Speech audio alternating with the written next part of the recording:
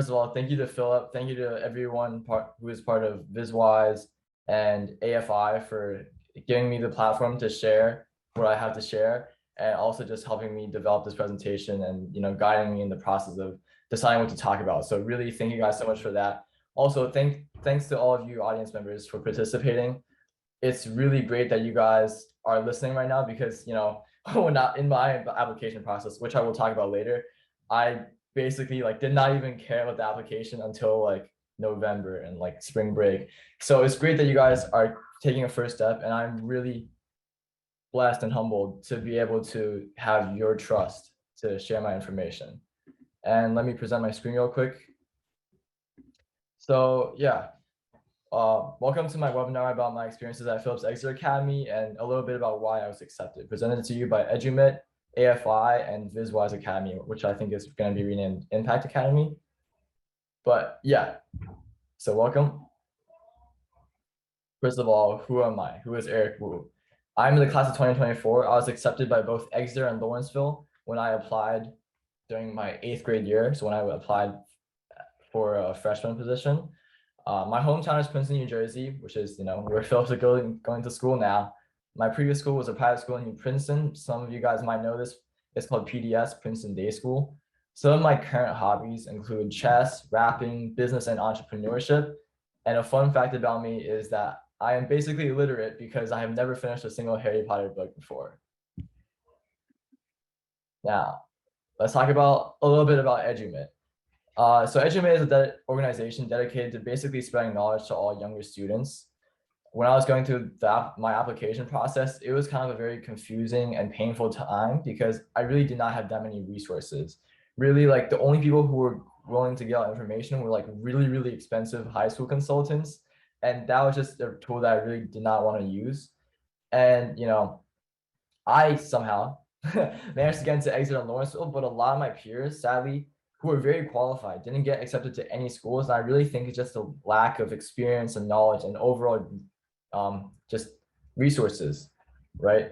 And so I really want to help people express themselves and achieve their, to achieve their dream schools, because I really think some people really deserve this. And, Edumate wants to basically provide access to education. So as mentioned on our website, the name Edumate is basically spreading education, and we really just want to help anyone we can. We are fully student ran, and the goal is basically for older high school students to teach and advise younger students who are basically around middle schoolers. And we're going to do that through group lessons to maximize the impact of knowledge shared. And also half of our revenue, which is literally just the registration fee, is going to be donated to just charitable causes. And one of our causes that we donated last year, we donated $600, was the All of Us movement, which was an alliance, basically a racial alliance between Asian people and Black people. So now that's what Edumate is. Let's talk about my experience with Exeter now to start the presentation. So I think the 3 main points about my experience with Exeter, I guess the 3 highlights, would be the freedom and independence, school resources, and relationships and connections. Obviously, there's a lot of other good benefits. I mean, something that is a notable snub from the list is just education and the rigorous academic program that my school has and prepares people very well for college. That's what I've heard. So first, I can talk about freedom and independence. So the school's trust in us really enables us to explore. This is I think on the first day of school, one of the deans said to the whole my entire grade, they're at Exeter, we really trust you, and we really hope that you make the right choices, and we operate on the belief that you are making the right choices. So what that means is we really have a lot of freedom, and that helps us explore. But exploring not just in trying what academic pursuits or clubs, but just basically everything, exploring life. Right before this webinar started, Philip was talking to me, and he was he thinks that boarding school students are probably going to have an easier transition to college. It's just because we already have this basically college environment. Obviously, it's not as tough as college, but we're living by ourselves. We live in a dorm. We We have advisors, but that's really it. Our parents are not around to tell us everything to do. We don't have strict rules or limits. Like literally, I could walk off of campus right now without like telling anyone. Obviously, some people might think of it as a bad thing, but to me, I think it prepares you for life. Oh, oops, give me one sec. So, yeah, by the school trusting in us, we are allowed to make our own choices, whether that's what to study, what clubs to join, what sports to play, who to hang around with, just how to think and act. Really, it's up to us. And by us exploring, we gain experience that makes us better people, and most importantly, more independent, right? More prepared for the real world and for college. So, oh, this slide is really weird. Give me one sec. I don't know what's going on, dude. All right.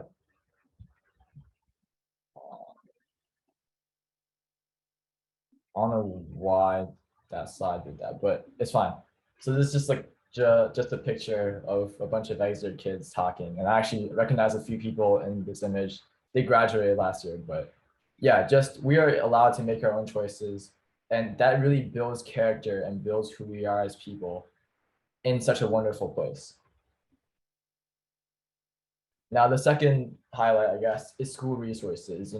We basically have everything we need to thrive. We have such famous alumni and notable people because Exeter provides the resources to make them great. The learning, sports, club environments at Exeter are all amazing, top tier. The average teacher has years on years of experiences. Like a lot of my teachers have doctorate degrees. My English teacher, she literally came from Columbia to teach at Exeter. So, the teachers are all very wonderful people. They're all willing to help. And ultimately, they're here for the students. And the student-teacher ratio is what, like 1 to 12. Every class has 12 people, basically. There's a total of over 450 courses to choose from and over 100 clubs to do. So really, we have a lot of options to pursue. And this, kind of builds on the freedom and independence. We have options and we can explore and we can develop ourselves. And we also have over 19 sports to choose from. We also have an endowment of $1.3 billion, which is like the net market cap of like a startup, like a unicorn almost. I don't really know the definition, but that's a lot of money, right? And we have a lot of land. So not to be like a gold digger, but money brings good resources, and that's what we have. For instance, our financial aid program, which I'll talk about later on, like people on financial aid not only don't have to pay for school, they also the school gives them money to buy school supplies. A lot of people I know who are on financial aid, they buy computers using new MacBook Pros, M1 MacBook Pros with the money that the school gives them, because that's the learning resources Exeter thinks they need. Yeah, this is just our beautiful campus. There's also my background. So yeah, this is our campus. This is only like, I would say like less than half of it. We also have like sports fields and facilities. But yeah, this is kind of what our campus looks like during the fall.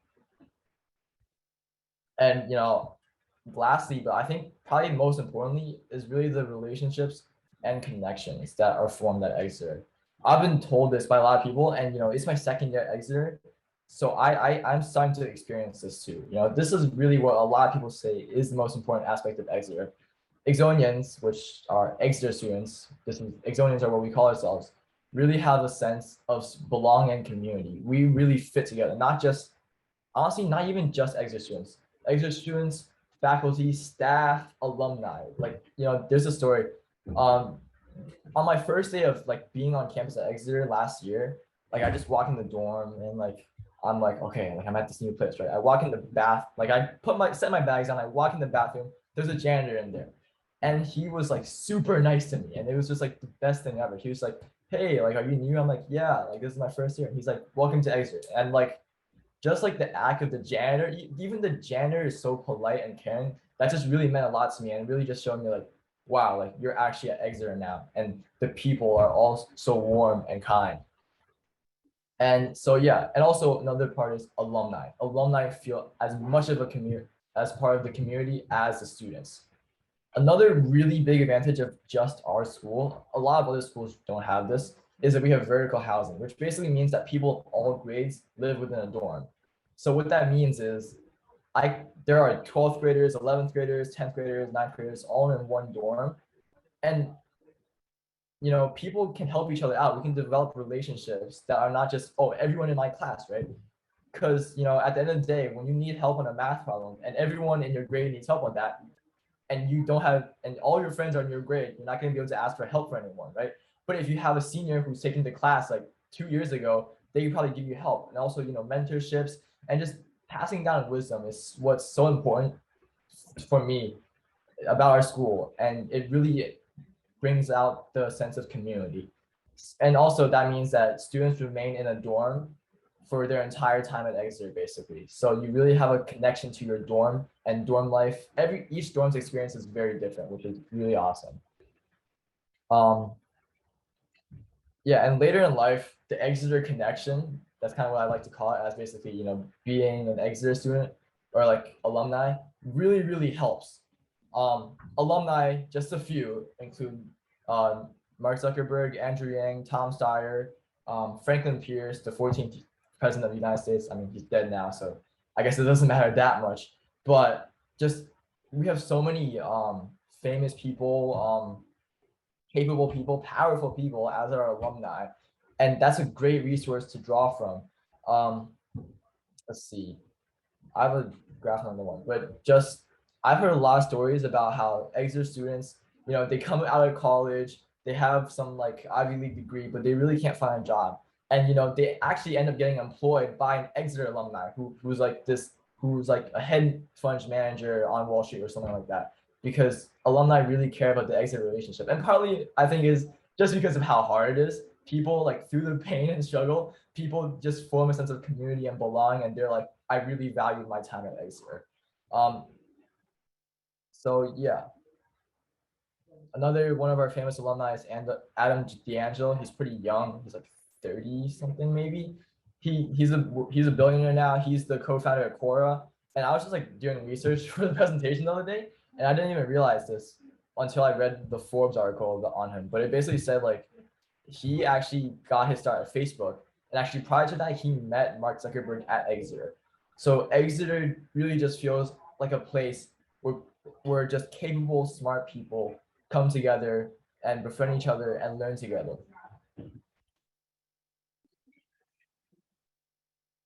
Another special mention is the Harkness pedagogy. A lot of you guys probably have not heard this. This is like literally a private high school only thing type of learning method.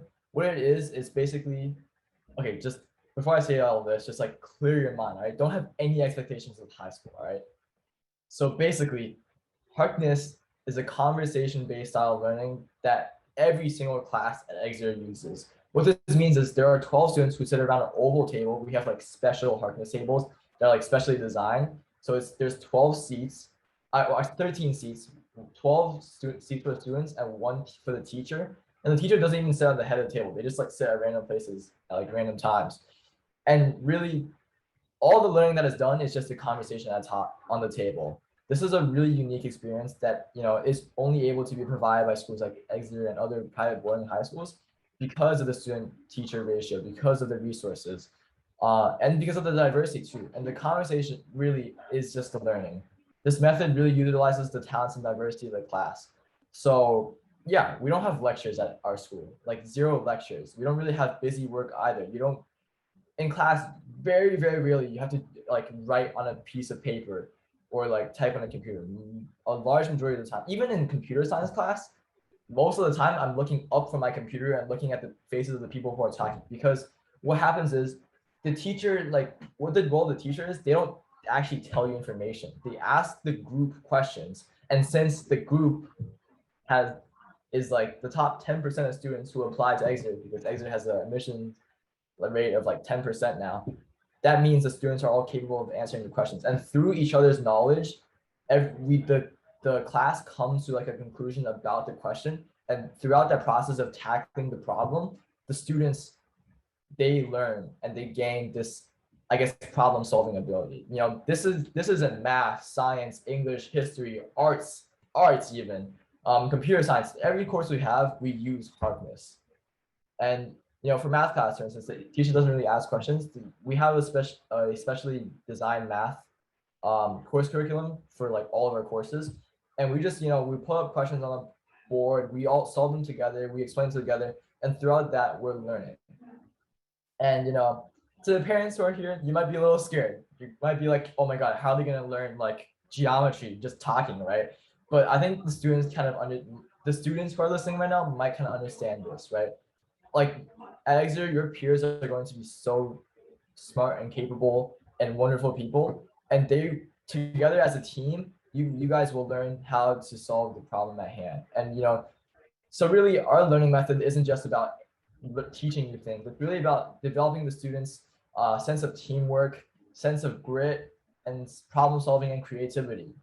So that's why I think Harkness is so special. And also Exeter, there's so much diversity. This is something I forgot to mention, but almost half of the students at Exeter are on financial aid. So it's not just like a school will only. Shuffling music from your library. Why is Siri playing right now? Give me one.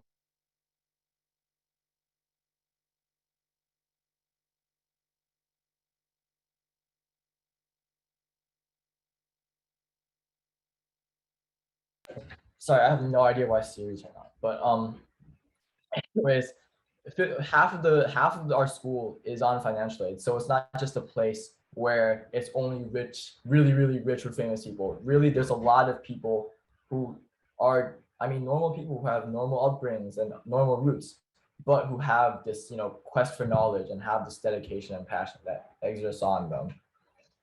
And also, racially, we're pretty diverse too. We're very diverse in what people do. Like something that I felt at Exeter is that you really can't be the best at basically anything. For me, the only thing that I'm best at in our school is chess, but there's people of all different talents, different subjects. There are literally math Olympians at Exeter, like, people at Exeter who go to Junior Olympics. So everyone has like their own impressive thing that they do. And it's just really incredible to observe that from people, sometimes learn from them and just be part of this community. Now let's talk a little bit about what Exeter has taught me. So I'm really less than halfway done yet. So, I can't say everything that Exeter will teach you in 4 years, but I can say I've already felt so much personal growth, and it's just been an incredible experience. And I feel very lucky to be able to come to a school like this. Firstly, I've learned to treat others well. At Exeter, one of our school mottos is non sibi, which is Latin for not for self. And also another one of our mottos is knowledge and goodness.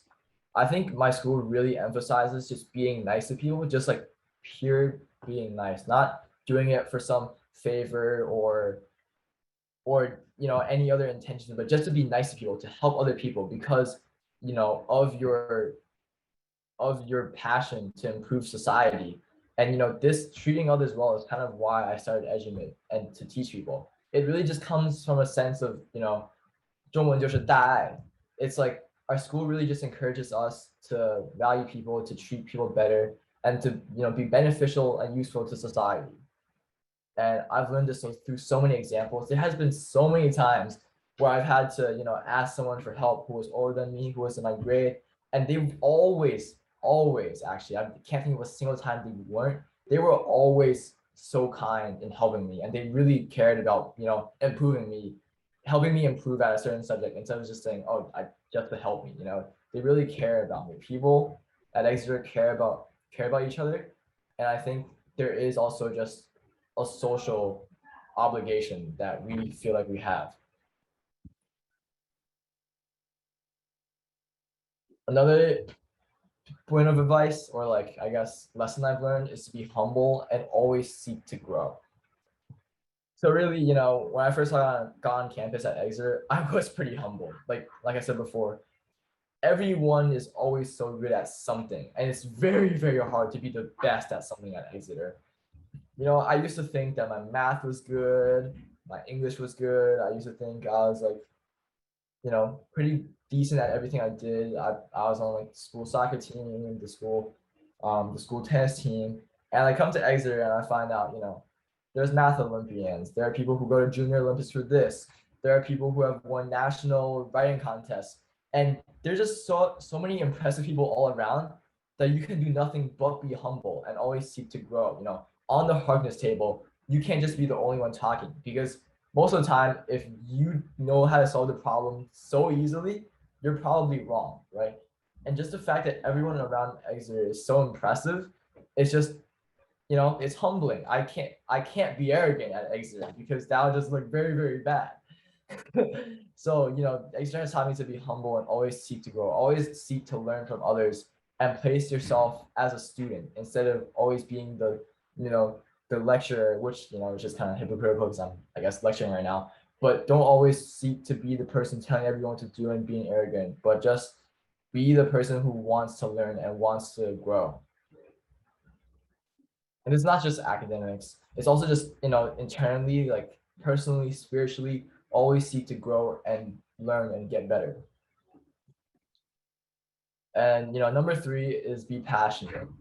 So a lot of people always ask me about, what is the common trait that you see between Exeter students? What do you notice is like the pattern, right? And, for like my first year at Exeter, I really couldn't tell. But, now in 10th grade, I'm starting to get a sense. And what Exeter students all share is really that they're always active, and they're always doing something, and they have drive, and they all have their own passions. Basically, they all have their own grind. And that's really something that I've noticed, literally at Exeter, we do have a lot of free time, despite what popular belief, Exeter students, we have free time. But the thing is, Exeter free time is not your public school free time or other free time. It is Exeter free time. And what that means is that free time is filled by clubs, by sports.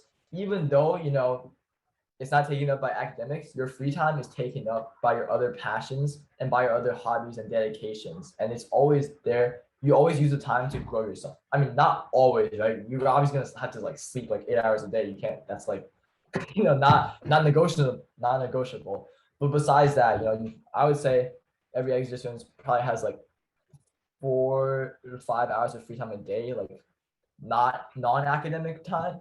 And people spend that time playing sports, doing clubs, creating their own projects, their own companies even. I mean, this is kind of illegal, but basically in 9th grade, me and a couple of my friends who were interested in investing, we just like kind of decided to start a mini hedge fund. And I don't even know why I'm saying this because it's gonna be posted on YouTube, but we just like kind of like pulled in all of our money to start like a little fund that we invested in ourselves. And really, like, I really don't think that happens in many places that often. It just felt like people were always interested to pursue their passions and really to give it their best shot. I'm sorry to say that the hedge fund doesn't really exist that much anymore, but we've all moved on to new passions and new interests. And I mean, we all still are interested in investing, and we all do the investment club. But what I'm trying to say is, we always have the sense that we should do something with our time. Whether that's reading, learning, playing sports, getting ourselves physically better, finding peace, meditating, whatever it is, we're always utilizing our time, like obviously not 100% perfectly, but we always have our passions and the dreams that we're chasing. And that drive is what I think is common between like all Exeter students. So really, Exeter has taught me to be passionate, because with passion, you have power, because without passion, there really isn't that much meaning.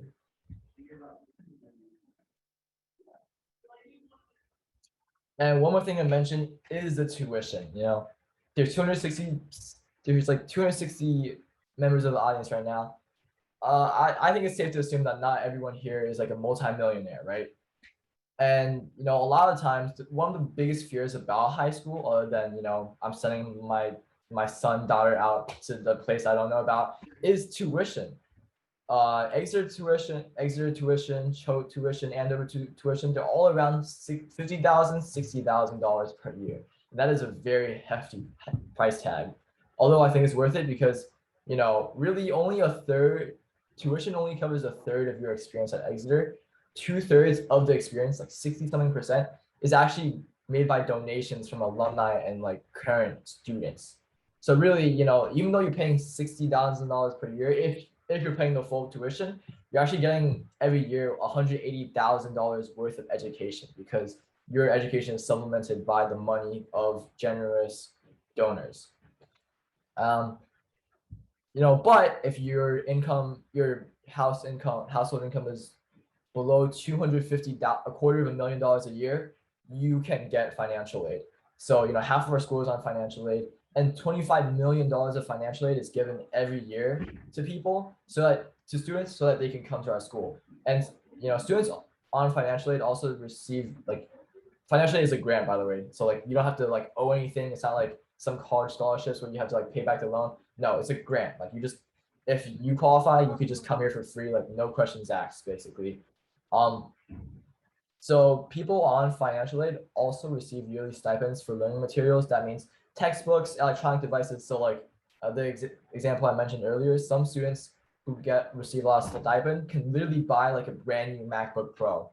So they can buy these resources they need to be at this place and learn at their peak. And 100% of demonstrated need is met, which means if you're accepted by Exeter, no matter how much financial aid you need, Exeter will give it to you in order for you to come, right?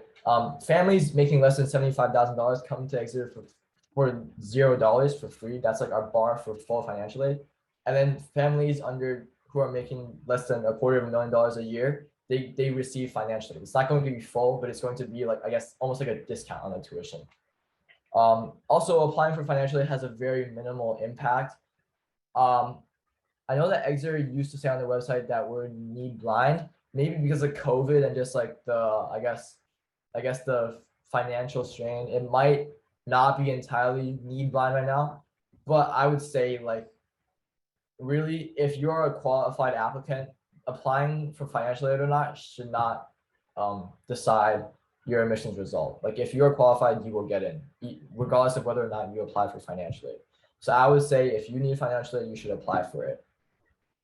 And yeah, I just don't be scared of applying for it. Literally half of the students at Exeter are on financial aid, which means they applied with financial aid, which means if you apply for financial aid, you still can get in, and you're probably, if you're qualified, you are definitely going to get in. So how did I get in? Now that I talked a little bit about my school and the things I enjoyed and why, after hyping it up and talking about all the benefits, how did Eric Wu get into Exeter and Lawrenceville, I guess?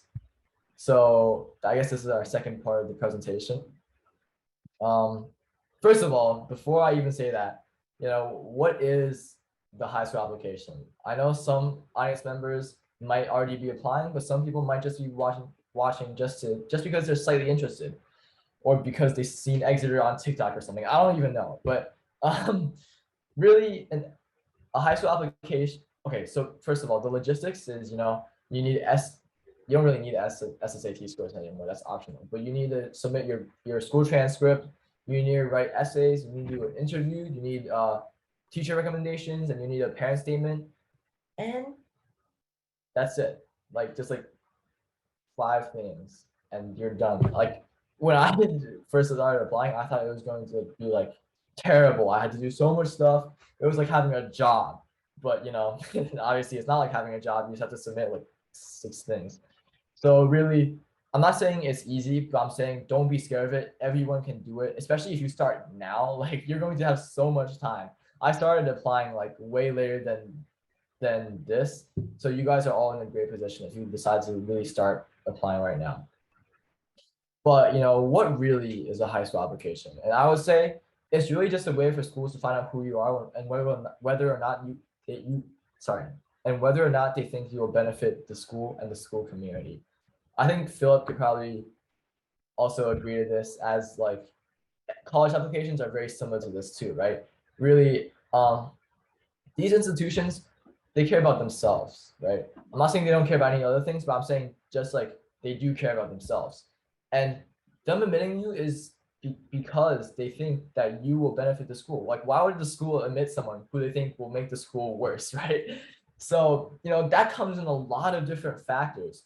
That has to do with, how good of a person you are, what you will do to the campus atmosphere, how you will affect other students. Will you help people out, or will you be selfish, right?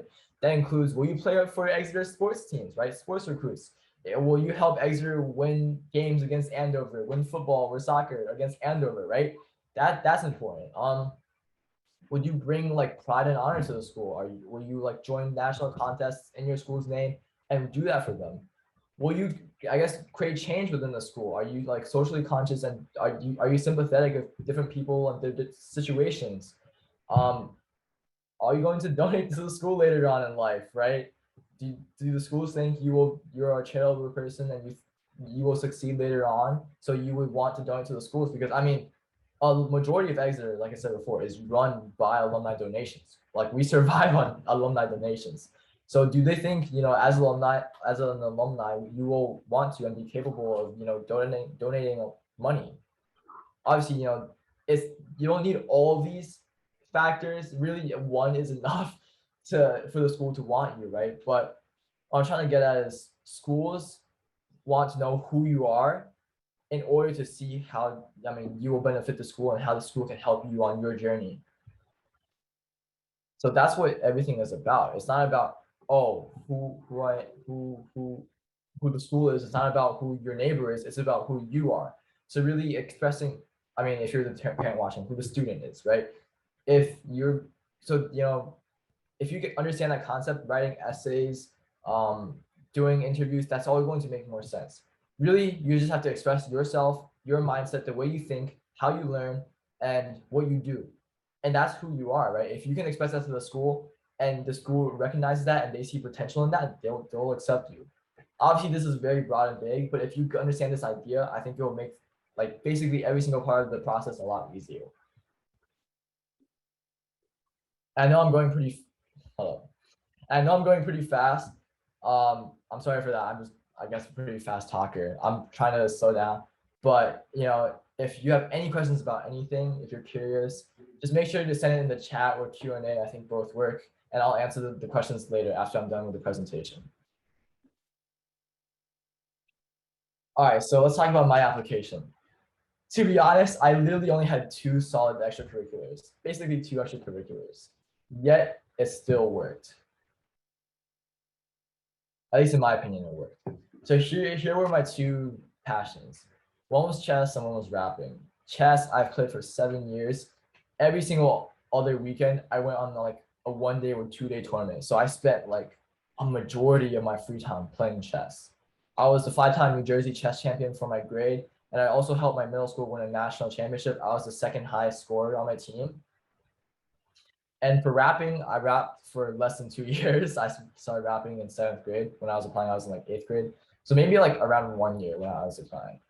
And my songs had a pretty decent amount of streams. I had 2,000 total plays on my songs, which is, not terrible, but it's also not amazing, right? I'm not going to be recruited as a rapper. And really rapping was just for fun. So now let me talk about the tale of Eric Wu's application process. So I think, I don't even remember the exact months, but over the summer before 8th grade, my parents were like, Eric, I think you should just like try like taking like a SSAT practice test to see where your academics are. Because we want you to get you prepared for 8th grade, be prepared for high school, no matter where your high school is. We just want your academics to be good, right? And so I'm like, okay, I'll take an SSAT practice test. I get the practice test back and I scored like an 1800, which is like, I don't even know, which is like 50 percentile maybe. And my parents were like worried. So they're like, okay, we'll just get you like an SSAT coach, and like, but they'll be your academic coach at the same time, and they'll just help you become a stronger student. And I'm like, yeah, sure. Like I want to get better grades. I want to be a pretty strong student. So they got me to do basically SSAT training camp, and not really training camp. It was just like I had a tutor who helped me out with the SSATs, and after that I took the SSATs, and my parents just said, you could just take the SSATs to really get a measure of where you are and among your age group, and to see like how well you progressed. And so I'm like, all right, sure, right? So I take the SSAT, and they're like, okay, we might use this to apply. By the way, I got I got a 97 percentile on my SAT. So they said, maybe we'll use this to apply, right? And I'm like, yeah, sure, whatever. And so, to the next like couple weeks, they're just every week they're gonna be like, oh, you should like just like research some schools, look at Groton, look at Exeter, look at Lawrence, just like read their website a little bit. I'm like, oh, I'm like, oh my god, this is so annoying. Like I don't wanna do it. I just want to focus on my grades. It's 8th grade right now, mom. I'm like a big kid already. So I basically did not research the school like at all. I read like a couple sentences on their websites and I was just like immediately turned off because like I just didn't really care at that point, frankly. But break comes. I don't remember what break it was. I'm pretty sure it was Thanksgiving break. And so my parents just say, okay, let's take a car trip to like New York and up north. Because by the way, I'm from Princeton, New Jersey. I think I said that already. But so they meant like New York, Massachusetts, around that place. And I was like, okay, sure. And then they signed me up for 2 high school interviews, basically without my consent. There was Hotchkiss and St. Paul's. So we go on this little car trip. I guess I get swayed, basically kidnapped to go there. And then I show up to Hotchkiss and I'm like in a bad mood and I'm like, I don't want to be here. And like, there's no way I'm going to get into a Hotchkiss. Like, I'm not good enough. And honestly, I just didn't have confidence. I didn't really care because I feel like was not going to get accepted. But then we show up on campus, we do the tour, and we have the interview, and I'm like absolutely mind blown. Like if you ask a lot of boarding school students, they'll all say that Hotchkiss has the most like beautiful campus. And like just by looking at the Hotchkiss campus, I was just so stunned and awed. And then after the tour, meeting the high schoolers, I felt like an eerie sense of belonging. Like I've been like, I don't know, that I just somehow belonged there. I really can't describe how it felt, but it was like I had a feeling that like this was what I wanted, and that was like where I wanted to be because the school was such a cool place. The facilities were all amazing. The classrooms had big glass doors that were, I guess, just majestic. And my tour guide, which was a student, was super helpful and kind. And I saw a couple of the students, and they were all just like they had a good vibe and I guess feeling to them. So I was like, I'm interested in Hotchkiss. I want to play. Oh, we're gonna be running short on time. It's fine. I'll try to speed up a little bit. So after that Hotchkiss, and also by the way, the interview went very well. Like I was so scared for the interview because I never done any sort of interview up till that point. Like so, I'm just completely scared. I have no idea what I'm like gonna go into, and I go into the interview.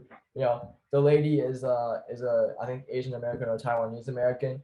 And she was super kind to me, and it was just a great talk. It was like a talk between 2 old friends, and I felt really like Hotchkiss used to seem so far up away, but now it seems really tangible and reasonable for me. It's within my reach.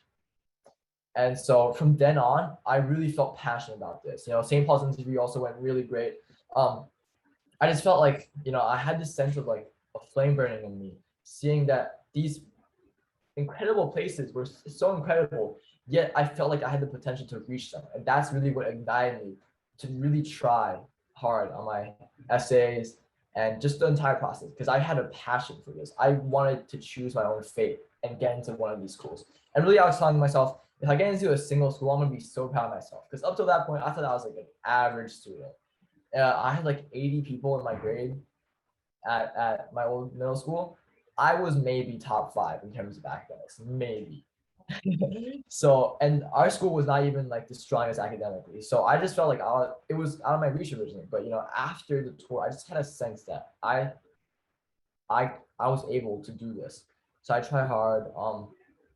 I really started writing my essays around like winter break. That's when that was like my grind mode, all locked in, like not going into town or playing around or fooling around. I'm just like in my house, just like writing essays because I really want this. And I submit the essays and I wait like 2 months until like March 10th is when the results come out. And I the night before I was originally gonna just like stay up all night and do like pull an all-nighter and just to see the results. And really I was expecting like maybe one school to accept me. I really didn't know. But I kind of just like slept after like 12 and because I was just not able to pull an all-nighter, and I just like the next day the results came out I think like at 6 a.m. or something. I wake up at 8, right? And like and then my dad just comes in my room and he's like, Exeter and Lawrenceville, and I'm just like, holy like moly, like what, like does that mean I got accepted or rejected by them? Like I was just in such a so much shock and disbelief, and I was just like, this doesn't feel real. Like it just I I don't know. I was just so ecstatic and blessed and humbled to be able to get into 2 of the top 10 private high schools in America. You know, Exeter basically ties with Andover for the best school in America, like every single year. So just like to be able to get into those, I was just like, this is crazy. Like this really, it really felt like a dream. Like it felt like there was no way I was actually gonna be like an Exeter student. Like that was just like without like I didn't even think of that. You know, when I applied, Exeter was like a reach school. Like the only reason I applied to Exeter was because they had a chess team. Like that was basically it. Because I felt like I just had no chance with it otherwise, and it felt so far. It was #1, like the best private high school in America, like really. But you know, I get it. I'm super happy, and yeah, that's kind of like my application story. I think what really made it special was the fact that I was like did not care at all at the start, and throughout the process, I got my own drive and my own passion and my own, I guess, flame within me ignited, and I wanted it so bad that you know at the end I really luckily achieved it, and to this day I'm still blessed to be able to come to Exeter. So let's do an analysis of why I think I was accepted. Obviously, there's many factors. It's not just for 3 reasons. At least hopefully, I think hopefully it wasn't just for 3 reasons. But I think the 3 main reasons was #1, the chess team. Exeter is one of like the only schools with an actual chess team. We basically go to nationals every year, and Exeter knew that I would improve the chess team. Because last year a lot of seniors left, so Exeter probably knew that, and they needed new chess players to, I guess, be the next cycle of the program. And I'm currently the best chess player on campus. I'm pretty sure, just like based on my rating. I don't want to just say that, but statistically proven, I would say. Also, another big reason was my demonstrated traits. So rapping showed my passion, self-drive, and boldness, and chess taught me many mental skills. Sorry for the title there, by the way. It's not just what I did, because I mean, I was a bad rapper. Like my songs were like terrible. Like I still am bad, right? But rapping really showed the schools, my passion, my self-drive, my boldness. The fact that like literally no Asians do rap, but I was able to do it. Exeter saw that I was brave and I was able to break stereotypical boundaries, and that's what they appreciated. Chess, it literally helps with like every single thinking skill: critical thinking, creativity, calculation, logical thinking. I guess almost like trying to mind read people, not really mind read, but like kind of like critical thinking, being able to adapt to situations very fast, planning. Chess taught me so many mental skills too. And also another factor is probably my personality. My interviewer really liked me, and because I showed my humor, my sympathy, and my sense of morality. And my matureness and wisdom, I think, were also 2 of my advantages. Actually, my interviewer is now like my dorm kind of advisor right now on my floor, which is really interesting. But yeah, I think these are the 3 main reasons why I was accepted. Everyone gets accepted for different reasons, so don't feel like you have to limit my things. And please do not just do rap because I did it. That's a very bad decision.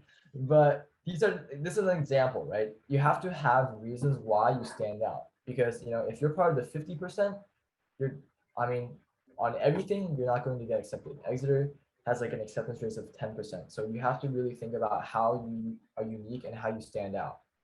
I mean, when I was accepted, I think the admissions rate was around like 13%. But anyways, it's a pretty low rate, and you just have to figure out how you stand out. Don't just apply and just say I have good grades, because chances are most of the applicants have good grades. So right then you're not 10%. So just think about how you can really express yourself and make yourself stand out. The more you express yourself and the more you talk about what things matter to you individually, the more you stand out. And that's really the only way to get accepted, unless you are some like incredible genius or like some like national award winner. You really have to just like talk about like your mindset and your traits and your skills that you've developed, so the school recognizes the potential in you. All right, I think we're ready for the Q&A. Actually, before that, I just want to show 2 more slides. So I have a program coming up later on, and starting November 19th to November 21st. It's going to be just like a high school application introduction. So if you guys are interested in that, please make sure to visit the website. That's just a quick shout out to my program, I guess. And here's my contact info if anyone needs it. Well, I'm probably gonna display this at the end of the webinar too. But yeah, I think that's what I have for my presentation. Q&A right now? Yeah, thank you so much, Eric. Let me shift this over to. Wow, that's been 50 minutes. Perfectly on time. Wow. It's pretty good. It's pretty good timing. Okay, so we have a lot of questions for you. And I'm going to start off with one that seems really popular, which is how much sleep do you get on average? Okay. I would say I'm not good at getting sleep, and I average, like, to be very, very honest and open, I get around like 7.5 hours. And I know that's very bad, and I am totally capable of getting 8 hours, but you know, sometimes I'm just like up and I have friends, and it's just like, you know, I just end up sleeping pretty late. And also the thing is my schedule, everyone has free blocks. My schedule, there's literally, I have no sleep-ins. So I have to basically wake up at like 7:30 every single day.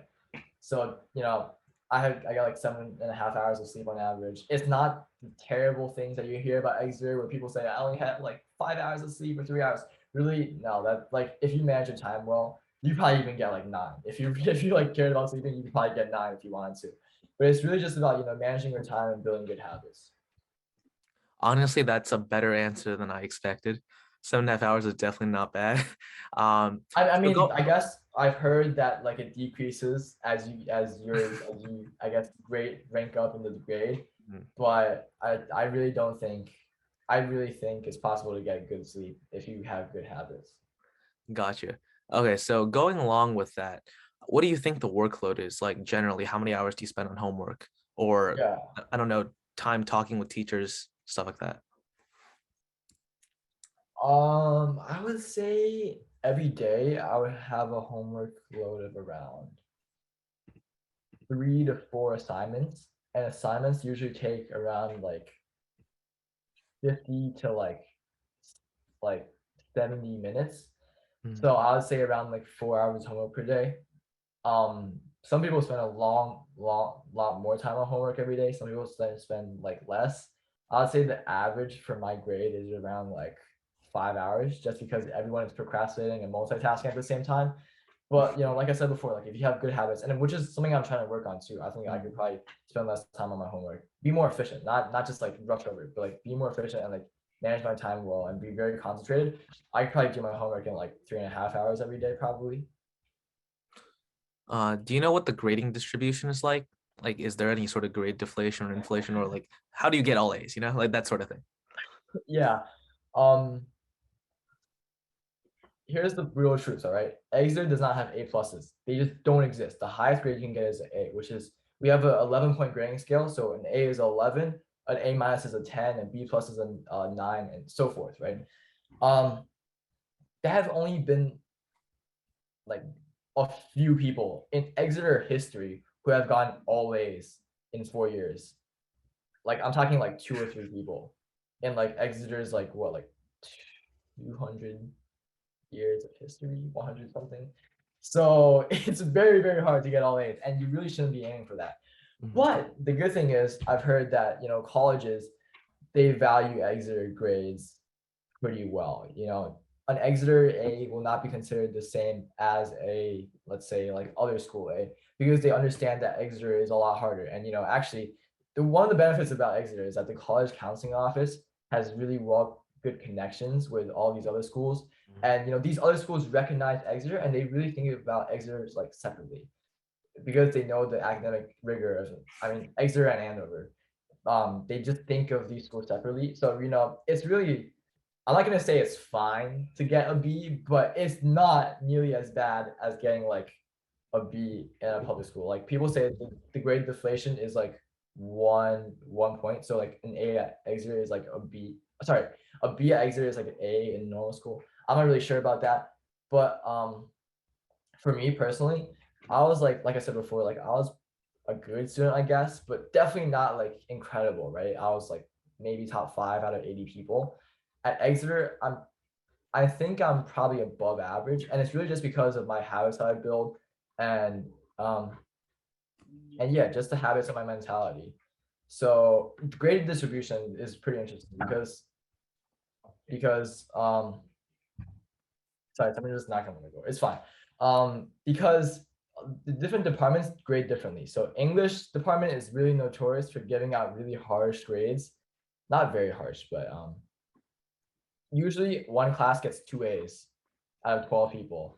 And there's like maybe like 4 A minuses, and then the majority, the grade that I think the average grade at Exeter is around like a B plus, just like average, not just in English, like for like all classes, like the average GPA of a student is around 9.8, which is like B plus, a little higher than a B plus. So I mean, it's not as bad as what it used to be. I've heard it used to be much worse, like B minus or something. I don't know, but yeah, it's pretty feasible to get pretty good grades. Just don't think of Exeter grades as other school grades, and don't be like horrified if you get like a B plus, because like B plus is honestly like considered like pretty good at Exeter. And another thing is like on one of the orientation days, one of the deans of Exeter was talking to my class, and they're like, a lot of you guys have gotten A's all your life. That's kind of why you guys are here. You know, you've excelled at your school, you've been the top of your class, but at Exeter you'll realize that there's other letters in the alphabet. Basically alluding to the fact that, you know, teachers aren't afraid to hand out C's, B's. Like I know people, myself included, have gotten like 60 somethings on quizzes and tests before. Like it's totally possible. Like, and it's just, it will happen. But the whole point of Exeter is, you know, the freedom and independence. You get to explore and you make your own mistakes, but the end goal is that you learn from it. And so at the end, I think, you know, Exeter grades, they're going to be much harsher than normal grades, but colleges will know that if that's what you're concerned about. And really, it's all about, you know, helping a student improve. Yeah, I think that's really interesting. One of the questions is about whether you think that Exeter prepares you for college. And so I'm just going to help answer that, because I think a lot of things that you're describing, such as like, I don't know, especially like in the humanities classes where it's very hard to get an A, like 2 people out of the class get an A, but it's like about the learning, about the talking, that about the discussion. That's very similar to what we have at Princeton in our writing seminars. So you just kind of forget, you have to forget about the grades. You got to focus on like the actual topic and just like, I don't know, the process. Otherwise you're not going to survive.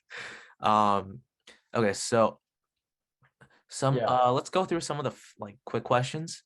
Wait, can Just I like, add on to your question real quick? yeah, go ahead. Yeah, I totally agree with your answer, Philip. And another thing is, one of my mentors who graduated both Exeter and Yale said that Exeter was 6 times harder than Yale. So that should just say something. But yeah, we can move on. Okay, so we're gonna go through some quick questions, just like yes, no answers, so we can get through some of them.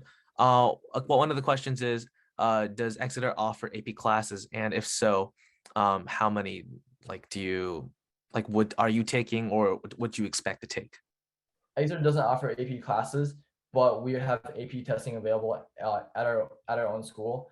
But the thing is, you know, like I said before, colleges realize how hard Exeter courses are, and we have college level courses at our school. So okay, so do you think that application for financial aid would hurt someone's chances to get in, just based on your own experience? I think it would hurt very, very minimally. I personally did not apply for financial aid, but I would just say, like, if you're gonna get in, like, financial aid would not be the reason that you would not get in. Got it. And did you attend a private elementary school or middle school, or did you go to a public, or did you have public education before Exeter? Yeah, I've been in private school from 2nd grade. 1st grade I was in China. So yeah, I've been private school from PDS all my life, basically.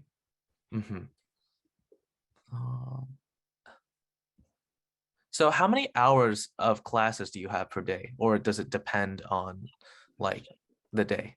Yeah, let me check that right now. I think I have around, I've calculated this before, like 4 classes on average every day, or maybe something like that. 4 classes every day. Every class is 50 minutes, so that's around like 200 minutes of, I guess, class every day. But on top of that, you have sports, which take up a lot of time for other people, and sometimes you can select more than 5 courses that you're taking. So, for instance, some people have health. People have health once a term per year. I mean, one term per year. So little things like that happen, but I think I would say 200 minutes is the bare minimum. Got it. And so like you mentioned, like I don't know, having time outside of class to do like sports or something like that. Do you do any sports? And just for you in general, or for like the average student, how much time would you pour into sports?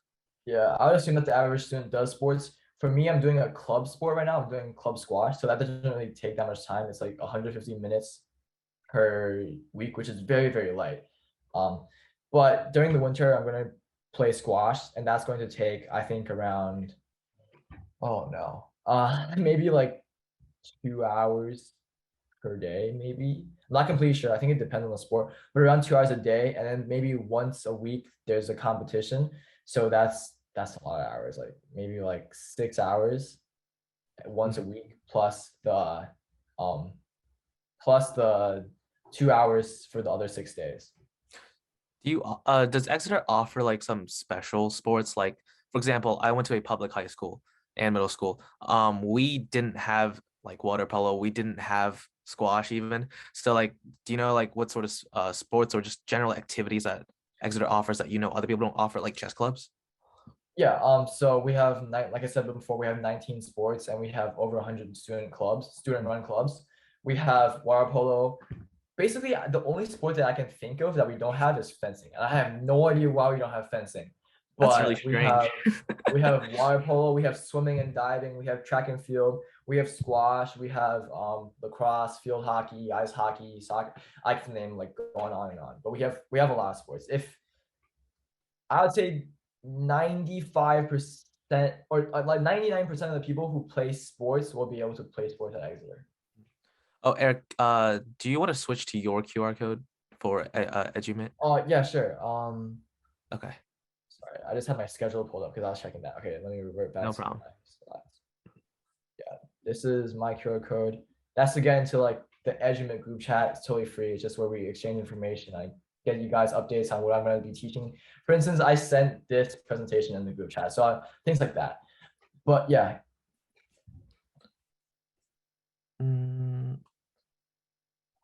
Okay, so a lot of parents are really concerned about 2 topics. One is time management and one is mental health.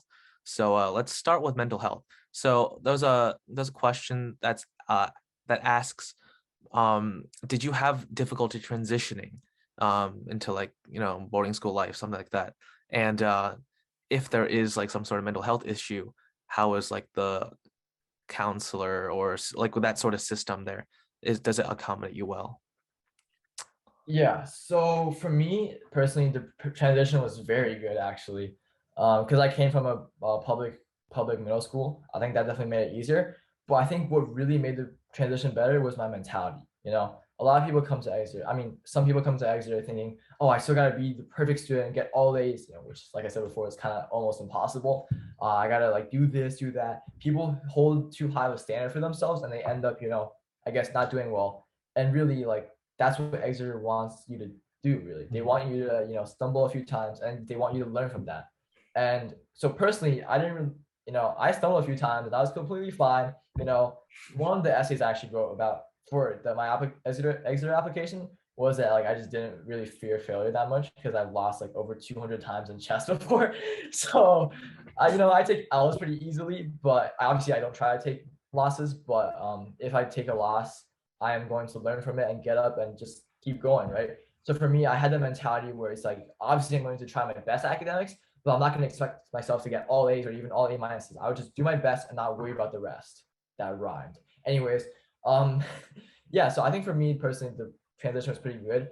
I know that, I mean, Exeter is a pretty big private high school, so there's like 1,100 people. There are some people with mental health issues, but like that happens in every school. And I would personally say that our counseling and psychology services, CAPS, which is what we call them, is pretty qualified. I mean, I think they're all full-time. They all have education in counseling, and I think they work.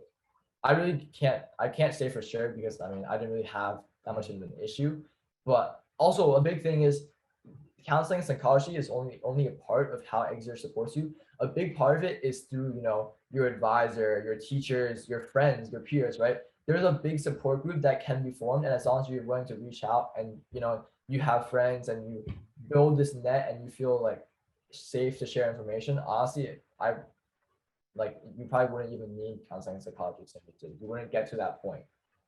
Mm-hmm. So a lot of it is like you have to adjust a little bit to it. You have to understand, like, I guess you have to get to know yourself a little bit better. You have to understand that academics and everything, and make some friends and slowly adjust. Is that right? Yeah, and just don't take it too hard on yourself. Like a lot of people say like they really like my mentality, and I like it too. I'm generally a pretty happy person, and obviously bad things happen to me too, but I just think about it through more of a positive light, and I don't really let, I guess, things bother me too much. It's Gotcha. a difficulty for some other people, but just thinking that like really, if you're not going to care about it 5 years from now, don't waste 5 minutes thinking about it now. So can you tell us a little bit about your time management, especially like with screen time? Because like if you're on your own and you have to manage yourself, and that's, I guess, for some parents, like people going to 9th grade still seem like a little baby to them. So yeah, so what are your thoughts on that? Yeah, so I would say my personal screen time management is not the greatest, but I'm very aware of it. So I'd say like I don't really waste too much time, although I waste some time on my phone. I guess the best way to explain this is that it's really just all about who you are, who yourself is, and like if a person is going to be addicted to their phone, they're going to do it regardless or not they're in Exeter, right? Like even in your own house, like if your child is addicted to their phone, like it's very hard to stop them. But the thing at Exeter is just like again, like I said, this support group, right? And we have friends, and for me, like one of the things that my friend group is pretty aware of is that we like check our screen time like once a week when we're eating lunch, and we're like, yo, like how much time do you spend? And so we kind of just like check up on each other, and that really holds us kind of accountable. And for me, like I deleted Instagram because I found out I was spending too much time on it, and this has really helped honestly because I'm not really missing out on much. So really, like issues like time management and screen time are not going to be like exacerbated if you go to a private boarding school, because I mean when you're in 9th grade you find ways to get around your parents, right? Right. But the thing is Exeter has great support groups and it has this atmosphere, teachers who will support you and guide you towards the right way. Your friends telling you to not do something is going to affect you much more than your parents are going to if your parents told you to not do the same thing. That's just the brutal truth. Thank you for that. Okay, so we have a question about networking and just I guess contacting alums. Do you stay in contact with the friends that you've made who have graduated, and have you met any alums I don't know, who are much older and very successful in different fields? Yeah, I think I do stay in contact, and a funny thing is a couple like a week or 2 weeks ago, my parents went to New York because Andrew Yang had like a book signing. Like I'm low-key an Andrew Yang fan, and so they're like, okay, you signed this book for my son. He's a big fan of you. He goes to Phillips Exeter, and he was like really amazed. I mean, he was pretty supportive, and he signed my book and wrote me a little thing, and he also. So I think, I mean, Andrew Yang obviously is like kind of like a mega celebrity, so it's not like he would just like give me his phone number. I mean, maybe he would, but for a lot of people, I think the network is very, very strong. Like, for instance, I followed like some random like Exeter alumni who like graduated like 10 years ago, and really on their Instagram bio, the first thing they display is Phillips Exeter, and that really just meant a lot. Their high school is so important to them that they displayed it as the first thing in their Instagram bio. And since I've only been here for 1 year, there's only one class of seniors who follow me on Instagram, and that's a class that graduated last year. But it's great to say that a bunch of people in Ivy League schools follow me. Like I'd say like over a dozen. So I think we do stay in contact, and people are always willing to help. For instance, one girl who was Model UN co-head who graduated and went on to Harvard. Like this summer, I asked her like, should I do her Model UN or debate, because I was trying to decide. And she like really took the time to like talk to me and give all the pros and cons. And she really cared, even though like Exeter was in her past and she was really going to Harvard. So yeah, I think the network is really great. Also, we have an alumni office, and if you need to contact alumni, I think you just contact the alumni office and they'll give you the contact information. Okay, that sounds pretty awesome, actually. I think Princeton probably has that too. So yeah, I mean, it's just because I didn't attend like a private school like that. So to me, it's like I'm still learning like what resources we have at an institution like Princeton. And I'm just saying, wow, Exeter, you kind of already know what you're doing if you went to Exeter, and instead of where I'm just trying to figure everything out at Princeton. There's one question about the Exeter summer school or summer camp. Do you know about that? And yeah, I do. And I've had friends who attended it. Did you hear like good things about it, bad things about it? Do you think it's worth applying to? If you don't know much about it, that's all right too. I'm just gonna try to give a concise answer because we're kind of running out of time. We're over time, Right. but I can save it for much longer if you guys want. But a lot of my friends went into it, and one of my friends went to it who's applying this year. He said it's been a great experience, and literally he doesn't need to do the campus tours or any of that because he already knows so much about the campus. Really, like Exeter Summer School probably isn't going to increase how the admissions office views you, but the fact that you're on Exeter's campus and you're taking courses similar to Exeter courses, and you're living on the campus means that you know Exeter better. And if you know Exeter better, you know your audience of your essays, of your interviews. And so you kind of get a better idea of what you should write about. And also, it just, you care more about the school and you know more. Okay. I think that's pretty similar to a lot of the, I guess like college summer programs where it's not going to improve your chances drastically if you go, but I don't know, doing so, you get to kind of take a class there, see what university life is kind of like, get to know the campus, talk to the professor, talk to TAs, something like that. So languages, someone is asking if Exeter offers Mandarin Chinese class, and I'm gonna add on to that because I know that you guys have other languages too that normal public high schools don't have, like Latin and Greek. So can you speak on that? Yeah, we actually do offer Mandarin Chinese, and actually I'm taking it right now. I'm on like course 521, which is like one of the highest courses. It's a great program. Most of the teachers are actually like people who lived in China, like Chinese people. So that's also great. I mean, a lot of my friends who are Chinese also take it. I think personally it's a great tool. Chinese is pretty important to me because I want to, be able to speak Chinese and write Chinese and just communicate well in like, I guess, my mother tongue. But yeah, we offer Chinese. We also have a really interesting program called the, I think, Classics Diploma, which is if you take like Latin or Greek for like 3 or 4 years, you're in like this special, like, I wouldn't call it a cult, but like a cult of the school where you kind of get like honors and everything. Basically, like at the end of every year when we have graduation, the people who actually took Latin and Greek were like olive branch on their head, and they like dressed when they like received a diploma. So I mean, that I guess counts for something. I think we have like, I'm not completely sure, don't quote me on this, but over 7 languages. Yeah.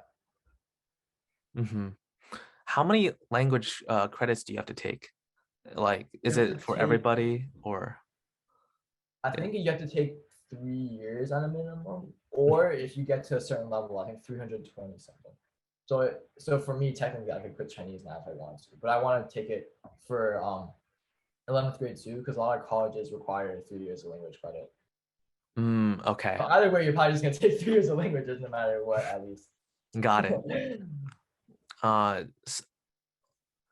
One of the questions is about humanities and STEM at Exeter, which I think is actually pretty interesting because I don't know, it really depends on like what school, like each school, even for public schools, it's different, like on the focus.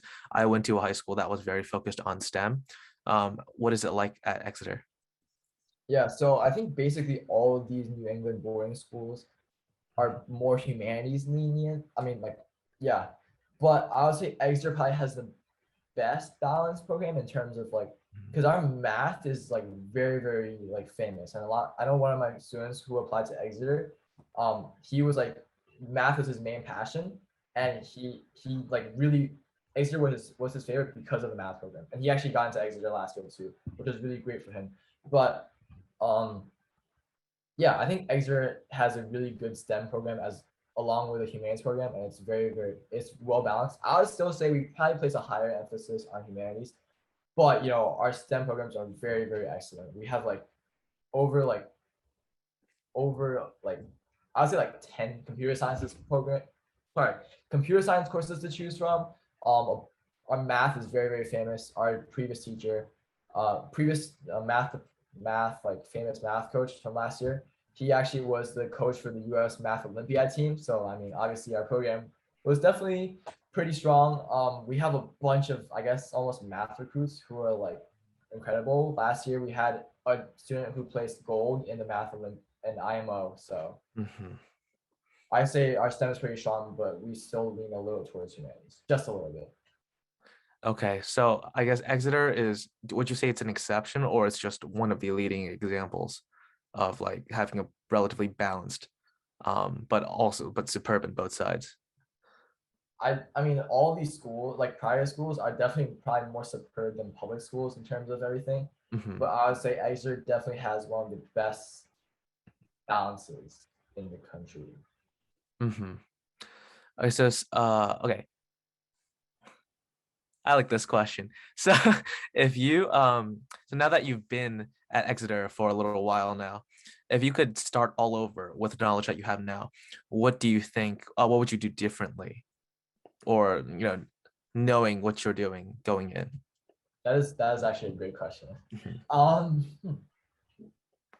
feel like it's like the cliche interview question that's always asked, but it's always such a good question too. So it's I'm really happy to answer it.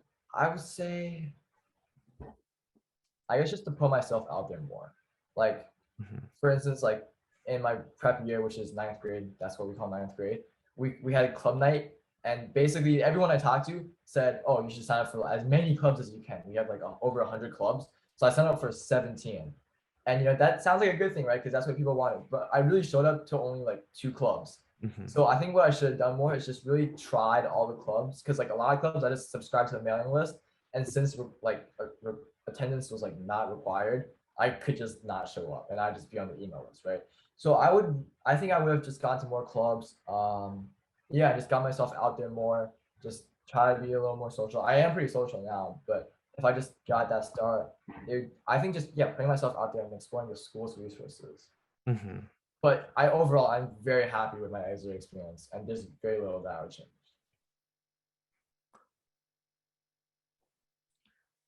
So one of these questions is asking about the different education systems, so private versus public school, and they want us to briefly give some pros and cons so that they can compare the two systems. Let me think. How can we start off? I think one of the key differences is like the smaller classes and the teacher-student relationship. So can you talk a little bit about that? Yeah, the low, hold on, how do ratios work? Okay, so the low student to teacher ratio is really beneficial because you have basically study hours like every day, like all the time almost, because you know, you literally live like, I don't know, like maybe in the same dorm or like a couple of minutes walking distance, like 3 minutes walking distance from your teachers. So you can really just like schedule like office hours whenever you want, as long as they're available and they're happy to do it. And most teachers are.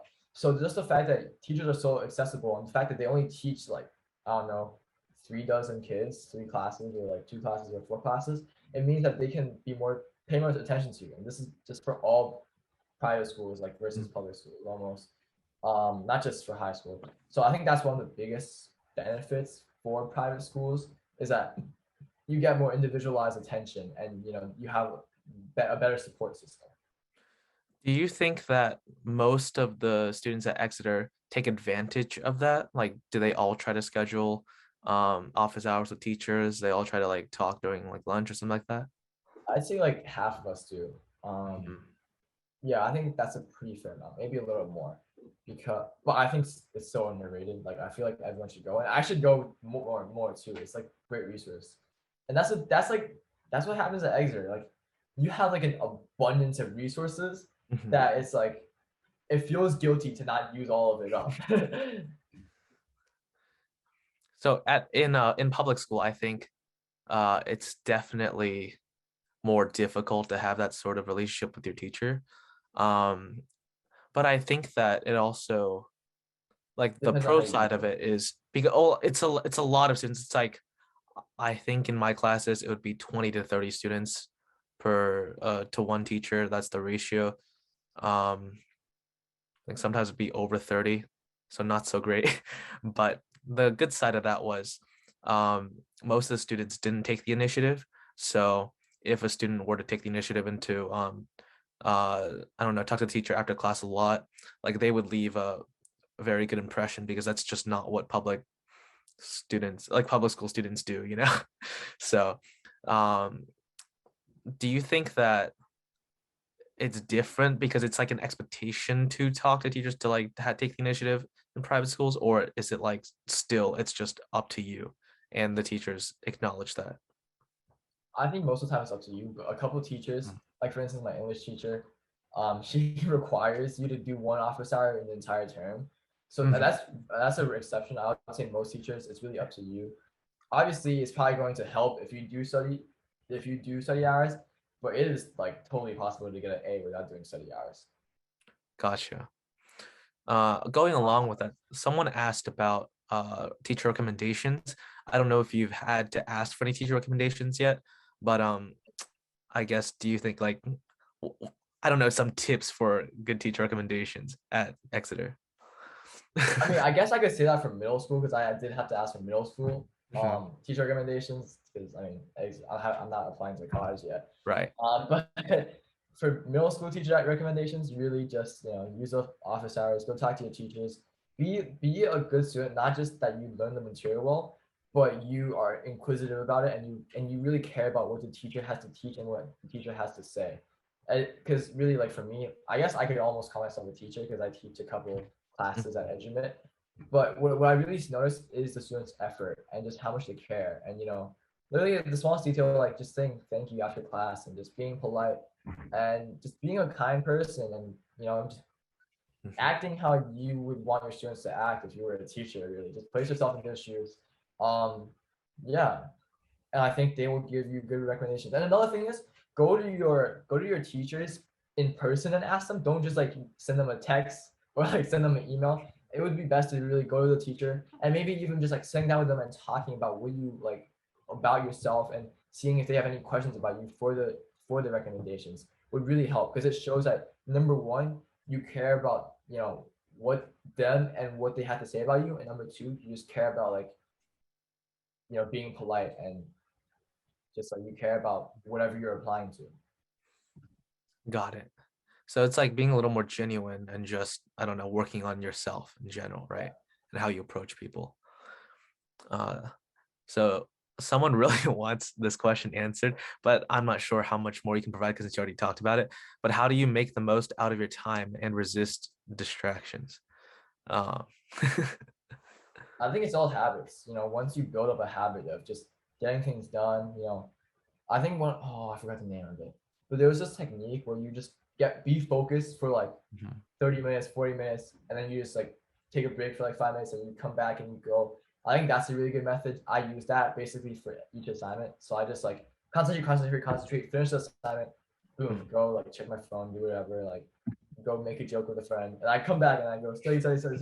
And and I go have like a 5 minute break. And I think that's pretty helpful. I could definitely be more disciplined in my implementation of it, but I think that's a good method. It's really just about building habits, honestly. Time management is about habits because like everyone knows basically what to do in their time. It's just that you don't actually do it because you're either too lazy or you just have bad habits. So yeah, just building good habits, being aware of it and caring about it. Just starting from like 0 all the way to 1 and then to 2 to 3. For instance, that method I was talking about, you could just start with 20 minutes, just 20 minutes of studying and then 5 minute break. and you slowly increase that to 25 and then 30 and then 35, 40, and before you know it, you can concentrate an hour without any distractions. I think that's called the Pomodoro technique or something like that, right? Pomodoro. There you Yeah. go. Yeah. I don't know. I think definitely a lot of people at Princeton use it. But it's not always easy to force yourself to just sit down, But in 20 minutes, 25 minutes, it's pretty nice. I think it's definitely a good start for the person who ever asked the question here. Okay, so can you give us a little information about your living conditions? So how many roommates you have air conditioning, for example. For instance, I don't have air conditioning because it's just luck of the draw and I had some bad luck, So I don't have air conditioning. So so can you just talk a little bit about that? And it's I don't know, the floors or just if you have an RCA, something like that.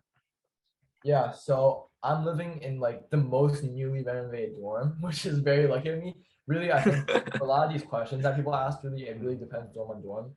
But for me, my dorm is literally I would almost say almost perfect, I have all the furniture I need. I have a drawer to put my clothes in. I have a closet, a walk-in closet. I have another shelf to put a lot of stuff. It's a 4-floor shelf. And I have a table, a desk. That's really all I need. In terms of AC, well, I have heating, which is very great. I think every dorm has heating on campus. I'm not completely sure about that. I have lights. Overall, I really like my living conditions. I do not have a roommate right now, but you can choose to have a roommate if you want to. And what else? So on my floor, there's around 10 or 11 people, and we share one bathroom. The bathroom has 2 stalls and 2 showers.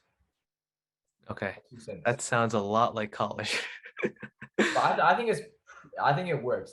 There's really no big complaints. I would obviously like a private bathroom, but there's no instance where I'm oh my god, these are terrible conditions. I'm pretty good with what I got. Do you think boarding school is suitable for an introvert? And if so, what do you think can help them thrive in that sort of environment where everyone's very discussion based, where everyone is better for people to put forward their opinions?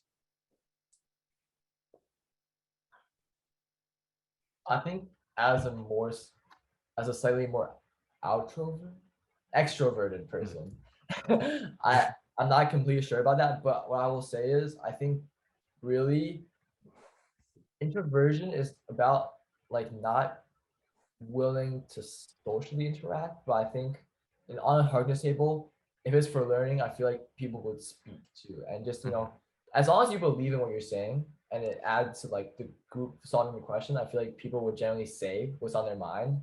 And you have to obviously be academically capable of getting in, but once you get in, even if you're shy in social settings, because the definition of the introvert is you kind of don't feel as energetic around big social groups.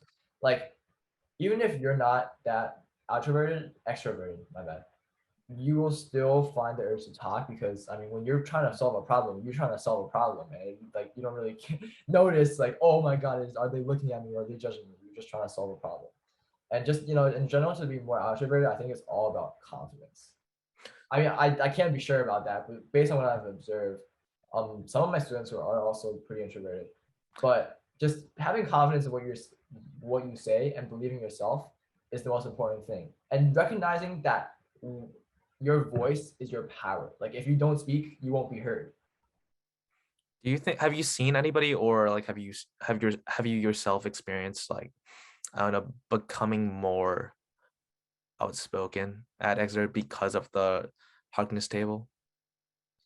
I think I've become more confident in my speech, because number one, I've just become more knowledgeable, so I'm able to speak better. But also, yeah, I know the value of my opinion, and I'm not always right, but I try my best, and I'm not fearful of failure. So I've always been pretty social, and I've always kind of liked to speak, but now I just it's more not so much as I speak more, but I am able to speak to more people. Like for instance, a group setting of 200 participants, like I am able to have the confidence to speak. Got it. Okay, so let's do one last question. This one's pretty all-encompassing. So and it's right just before that, just I would really love it if you guys visited the website. I spent way too many hours working on it. If you guys just check it out, just type in edumate.org, it would really mean a lot to me. All right, yeah, go ahead. Sorry. Yeah, no, yeah, everyone who's watching right now, please take a look. Eric put in a lot of time and effort, and we're just really glad that he's here to talk at our webinar today. So this question, I'm gonna try to combine two questions. So this is just about your application process. What do you think is like the most important part of the application process, or what do you think, based on your knowledge of like the admissions officers, like what do they look at most? Like your GPA, your personal traits, your academics achievements, your I don't know, sports achievements or music achievements or chess achievements, or I don't know, the interview. What do you think is like the most important? How would you rank it? What would you say? I'd say for everyone it's slightly different because there's sports recruits, there are people who get in their own way. But in general, I think the biggest bar that Exeter has is academic. Academic potential. That's what I want to call it. Academic potential. Don't think that if you get 1 A-, you're not going to get into Exeter. It's really not that. I think Exeter, they have your transcript, to obviously look at your grades, and they take SSATs to know how well you do in academics at Exeter.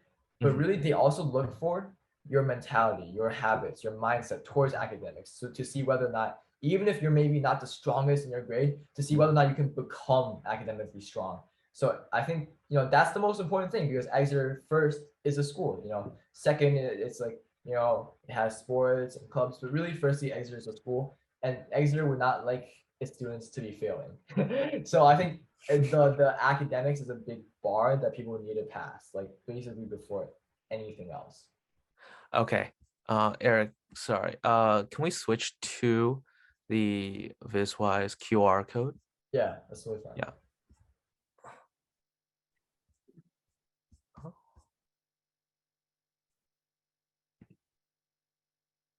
All right. Yep.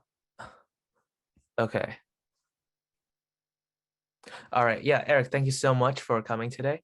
I think your presentation and all the questions we answered were very helpful for our audience. There's still a lot of questions that we didn't get to. I know that, but sorry, our time is limited. We're already over time. But if you have any other questions, please email Eric. Please visit his website, let him know. And yeah, thank you so much for attending tonight. Yeah, again, thanks to everyone for attending. Thanks to VisWise and AFI, and special thanks to you, Philip, for hosting and really carrying me. No, thank you so much. Yeah. All right, okay, everyone. Thank you, Philip, and thank you, Eric, for bringing us such a fantastic webinar. And thank you for everybody attending tonight. 我现在 switch to Chinese. 大家的话呢，因为我们10点半的话呢，我们大概就会结束这一个 webinar。然后大家如果有问题的话呢，我们AFI 我们有一个美高的一个申请的一个专属的讨论群，大家可以扫现在目前这一个屏幕上的2维码，是我们的小助手，然后呢他可以把你们加到我们的这个微信群里面。然后刚刚我在这个 chat box 里面也留了我的个人的这个微信号，所以你们也可以加我个人的微信号，我把你们就是拉进去。然后如果有更多的问题的话呢，刚刚 Eric 也分享了他的这个 contact information， 大家也可以直接和 Eric 取得联系。好的，那非常感谢今天的speaker Eric and our moderator Philip。好的，那祝大家晚安，拜拜。谢谢大家。